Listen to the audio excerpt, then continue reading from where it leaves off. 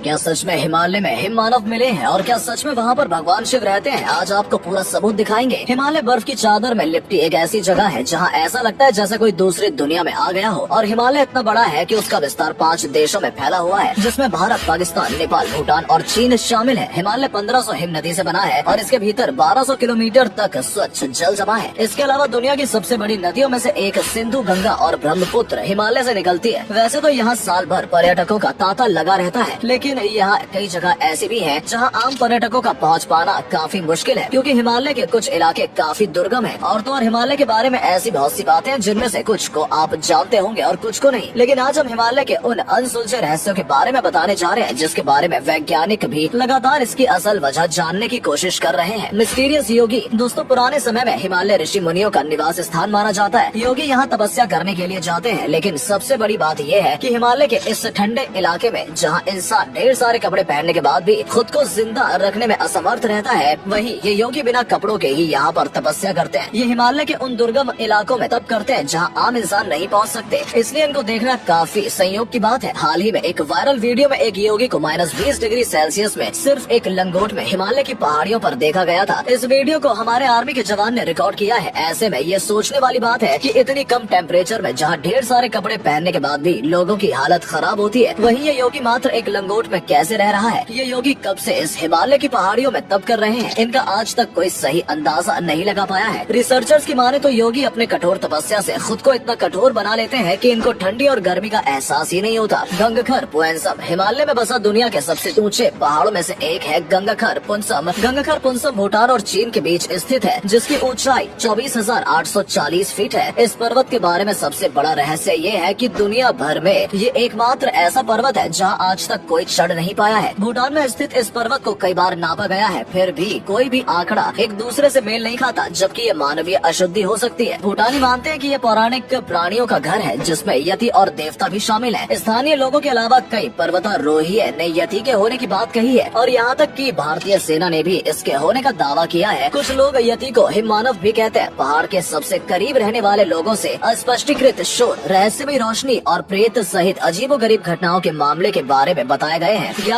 ज्ञानगंज को अमर प्राणियों के शहर के रूप में भी जाना जाता है। ऐसा माना जाता है कि ज्ञानगंज हिमालय की एक दूरस्थ दुर्गम घाटी में स्थित है। पर्वतारोहियों और ट्रेकर्स द्वारा इसके सटीक स्थान की खोज के लिए कई प्रयास किए गए, सभी असफलता में समाप्त हुए। यहाँ तक कि नए जमाने के उपग्रह और अन्य मानचित्रण प्रौद्योगिकियाँ भी इसका मानचित्रण करने में विफल रही हैं। बौद्ध विशेष रूप से तिब्बत और भारत से ये दावा करते हैं कि ज्ञानगंज केवल एक स्थान ही नहीं है, बल्कि एक उच्च आयाम है। वो कहते हैं कि ज्ञानगंज को केवल ऋषि, योगी और अन्य योग्य आत्माएं ही देख सकती हैं और पहुंच सकती हैं। जो लोग यहाँ हमेशा के लिए रहना चाहते हैं वो अमरता प्राप्त करते हैं। वाल्मीकि रामायण और महाभारत में भी ज्ञानगंज का राज छुपा है और हो सकता है कि यह केवल आम लोक कथाओं में ही रहा हो, लेकिन कुछ प्रसिद्ध आध्यात्मिकों नेताओं ने इसे देखने का दावा किया है, जिससे किंवदंती एक नई ऊंचाई पर पहुंच गई है। कोंगका ला में ला शब्द का अर्थ तिब्बती भाषा में दर्रा है। ये लद्दाख क्षेत्र में स्थित एक पहाड़ी दर्रा है जिस पर काफी विवाद है। चीन और भारत दोनों देशों के बीच में एक समझौता किया गया है, जिसके तहत कोंगका ला में दोनों देशों में से कोई भी पेट्रोलिंग के लिए आता जाता नहीं है। वहीं इसके उत्तर पूर्व का हिस्सा चीन की ओर है, जिसे अक्साई चीन नाम दिया गया, जबकि उसके उल्टी तरफ का हिस्सा भारत के लद्दाख की ओर फैला हुआ है। इस निर्जन पड़े क्षेत्र में बीते सालों में कई बार उड़न तश्तरी जैसी चीजें दिखी हैं, क्योंकि ये क्षेत्र पूरी तरह से नो मैंस लैंड बना हुआ है और चारों तरफ से दुर्गम पहाड़ों से घिरा है। इसलिए इस बात की पुष्टि साइंटिस्ट भी नहीं कर पा रहे हैं कि इसमें कितनी सच्चाई है और कितना हिस्सा अफवाह है। वैसे यूएफओ से जुड़ी कई यहाँ घटनाएं दर्ज की गई हैं, जैसे साल 2004 में यहाँ कुछ भारतीय भूविज्ञानिक खोज कर रहे थे। इस दौरान वहाँ रोबोट जैसा कुछ स्ट्रक्चर दिखा जो पहाड़ों पर चल रहा था। जैसे वैज्ञानिक पास पहुँचे वो गायब हो गया। साल 2012 में भारतीय सेना ने पेंगोंग लेक के ऊपर एक रिबन नुमा ऑब्जेक्ट को उड़ता देखा। इसे समझने के लिए आर्मी ने जैसे ही रडार का इस्तेमाल किया वो दिखना बंद हो गया, जबकि पहले खुली आंखों से भी दिखाई दे रहा था। गूगल अर्थ की इमेजरी में भी कोंगका दर्रा के आसमान में कोई अजीब चीज कई बार दिखी है। फिलहाल विवादित और बहुत दुर्गम होने के कारण इस सीमा पर खास पड़ताल नहीं कर सके हैं, लेकिन ये तय है कि बर्फ और ऊंचे पहाड़ों के बीच यहाँ कुछ तो है जो रहस्यमयी है। गुरु डोंगमार लेक सिक्किम के लाचेन में करीब 5430 मीटर की ऊंचाई पर स्थित दुनिया की सबसे ऊंची झीलों में से एक गुरु डोंगमार झील। यदि आप अभी झील का दौरा करते हैं, यहाँ तक कि सर्दियों में भी आपको एक छोटा सा स्थान मिलेगा जो बिना जमे रहता है। यहाँ तक इसके रहस्य की बात है, स्थानीय लोगों का मानना है कि एक बार बौद्ध गुरु पद्मसंभव तिब्बत जा रहे थे तो उन्हें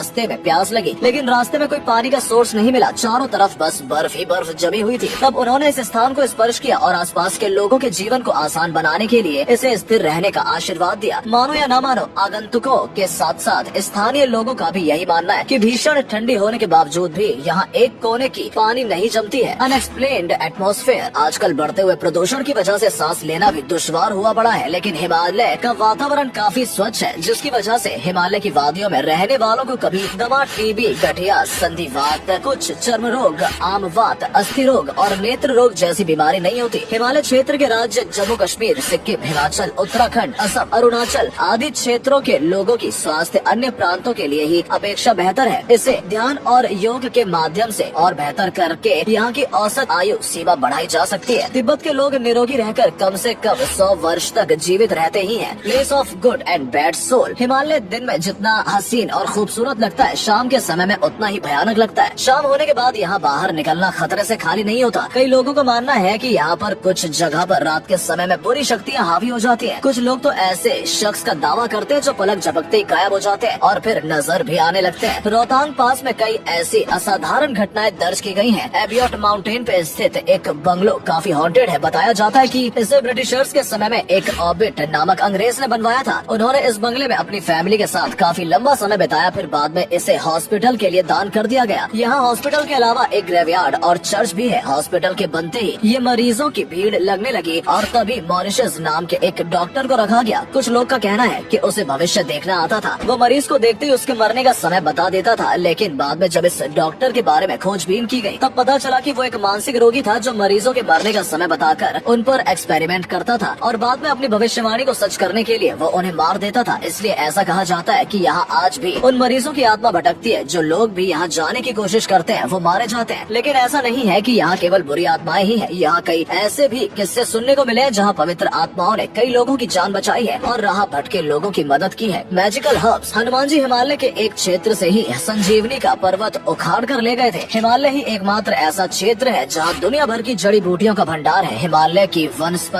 अतुलनीय है। हिमालय में लाखों जड़ी बूटियाँ हैं जिससे व्यक्ति के हर तरह के रोग को दूर नहीं किया जा सकता बल्कि उसकी उम्र को दोगुना किया जा सकता है। इसके अलावा ऐसी भी कई चमत्कारिक जड़ी बूटियाँ हैं जिनका वर्णन अथर्ववेद, आयुर्वेद और जड़ी बूटियों के ग्रंथों से मिलता है। सोमवल्ली, संजीवनी बूटी, अरुंधति, ब्रह्म कमल जैसी वनस्पतियाँ हिमालय के एक विशेष क्षेत्र में पाई जाती हैं। भारतीय चिकित्सा पद्धति में आदिकाल से ही जड़ी बूटियों को विशेष महत्व दिया गया है। अनेक प्राकृतिक फूलों, जड़ी बूटियों और वनस्पतियों की इस सुरम्य स्थली का महत्व जानना जरूरी है। महर्षि चरक ने अपनी चरक संहिता से उल्लेख किया है कि हिमालय दिव्य औषधि भूमि में श्रेष्ठ है। इस हिमालय में अनेक प्रकार की दिव्य औषधियाँ, 24 प्रकार के सोम एवं अष्ट वर्ग की जड़ी बूटियाँ विद्यमान है।